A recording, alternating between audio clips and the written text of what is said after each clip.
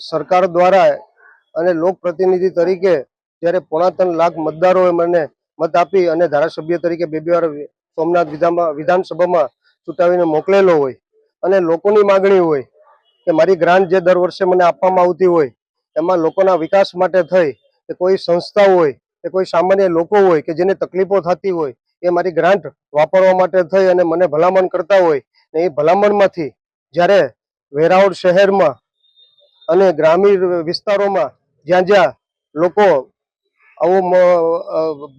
ભર તડકો હોય કે વરસાદની સિઝન હોય કે શિયાળો હોય રાતનો સમય હોય ને એ સમયે ખુલ્લામાં ઉગતા હોય બસની રાહ જોતા હોય તો કોઈ વાહનની રાહ જોતા હોય ત્યારે બસ સ્ટોપો માટે માગણી કરેલી હતી અને એ બસ સ્ટોપો મારી ગ્રાન્ટમાંથી અંદાજે 2021-22 થી લઈ અને 23-24 સુધીની ગ્રાન્ટોમાંથી બસ સ્ટોપો બનાવવામાં આવ્યા. સાંઈબાબા મંદિરે બનાવવામાં આવ્યું, પાટણ એક બનાવવામાં આવ્યું, ભીડિયા સોમનાથ મંદિરના સર્કલ પાસે અન્ય જગ્યાએ બનાવવામાં આવેલા અને એ બસ સ્ટોપોમાં એ સમયે સરકારી ગ્રાન્ટમાંથી મારું તકતી ઉપર નામ લખેલું અને એક ધારાસભ્ય તરીકે ફોટો મૂકવામાં આવેલો, જેનેથી તકતી ઉપર ફોટો નહોતો મૂકવામાં આવેલો પણ સ્ટેન્ડ ઉપર ફોટો મૂકવામાં આવેલો હતો. અને એ સમયમાં 2021માં પણ 2021 થી લઈને અત્યાર સુધીમાં ઘણા બધા કલેક્ટરો બદલ્યા છે અને એ સમયે કોઈ કલેક્ટર દ્વારા વાંધો ઉપાડવામાં નહોતો આવ્યો ને અચાનક જ 19 તારીખના રોજ કોડીનાર સભામાં મેં સાચી વાત કીધેલી કલેક્ટરને કે તમે નાના નાના માણસોના મકાનો શું તોડો છો, તમારામાં હિંમત હોય તો મોટા કોમ્પ્લેક્સો જે બિનકાયદેસર છે એ તોડીને બતાડો તો હું તમને સાચા કહું છું. અને એના કારણે 20 તારીખના રોજ આયોજન અધિકારીને જે ફરિયાદ સમિતિ હતી હું પહોંચી નતો શક્યો તો ત્યાં આદેશ કરેલો કે ભાઈ જ્યાં જ્યાં ધારાસભ્યના ફોટા હોય અને જ્યાં જ્યાં એમની ફોટા મૂકેલા હોય એ કાઢી નાખવામાં આવે. ફોટો તો મુખ્યમંત્રી શ્રીના મૂકેલા છે, 108 ખિલખિલાટમાં મૂકેલા છે, 108માં વડાપ્રધાન શ્રીના મૂકેલા છે, પેટ્રોલ પંપે વડાપ્રધાન શ્રીના મૂકેલા છે, તમામ જગ્યાએ મુખ્યમંત્રી અને વડાપ્રધાન અમુક બસ સ્ટોપોમાં મૂકેલા છે. તો કલેક્ટરની હિંમત નથી કે એ ફોટા અડવા પણ જઈ શકે કે એની સામે જોઈ શકે. પણ કોંગ્રેસનો ધારાસભ્ય છું, સરકાર નથી, કલેક્ટરને એ ખબર નથી કે કાયમી માટે સરકાર રહેવાની નથી અને સરકાર તો હંમેશા બદલતી રહી છે અને એને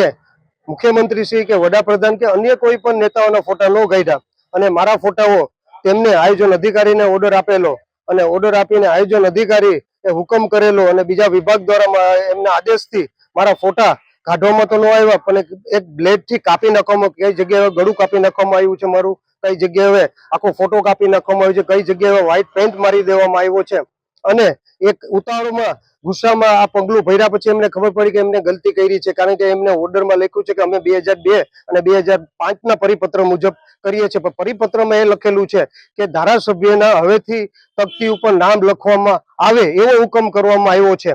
કોઈ હુકમ એવો નથી કર્યો કે એમના ફોટા કાઢી નાખવામાં આવે. એટલે કલેક્ટર અને આયોજન અધિકારી પોતાના મનમાં, મને તો એવું લાગે કે મુખ્યમંત્રી સમજે છે 182 લોકો જે વિધાનસભામાં ઠરાવ કરતા હોય એ જ આ પરિપત્ર બદલી શકે, એ કલેક્ટર કે આયોજન અધિકારીની તાકાત નથી. એટલે ગેરરીતે એમને કર્યું, પછી એમને ખ્યાલ આવ્યો કે એમને મિસ્ટેક કરી, એટલે એમને પછી એક પત્ર વહીવટી વિભાગ સચિવ ગાંધીનગરને લખ્યું કે આ અમને માર્ગદર્શન આપ્યો. પણ સચિવશ્રીને પણ ખબર પડી કે આમને ખોટું કર્યું છે એટલે એમને પણ કઈ માર્ગદર્શન ન આપ્યું કે ક્યાંયથી પત્ર પણ ન આપ્યું. પછી મારા એ ભૂલ જોઈ અને મારા વકીલ કિરીટભાઈ સંઘવી દ્વારા કલેક્ટર અને આયોજન અધિકારીને 2/8ના રોજ નોટિસ આપવામાં આવી. ત્યારે એમને એક જવાબ આપવામાં આવ્યો. એ જવાબમાં પણ કોઈ ઉલ્લેખ નથી કે ભાઈ આમાં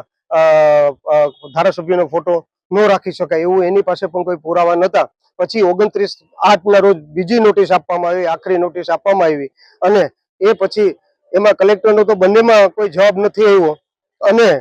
29 તારીખે તો આયોજન અધિકારી અને કલેક્ટરનો પણ કોઈ જવાબ નથી આવ્યો. એટલે અમે કીધું કે ભાઈ તમે જે કર્યું છે એ સુધારી લ્યો. બાકી મારે એક ધારાસભ્ય તરીકે અને મારા વકીલે કીધું કે એક વકીલ તરીકે ધારાસભ્યને અમારે ફરિયાદ કરવી પડશે. આજ રોજ હું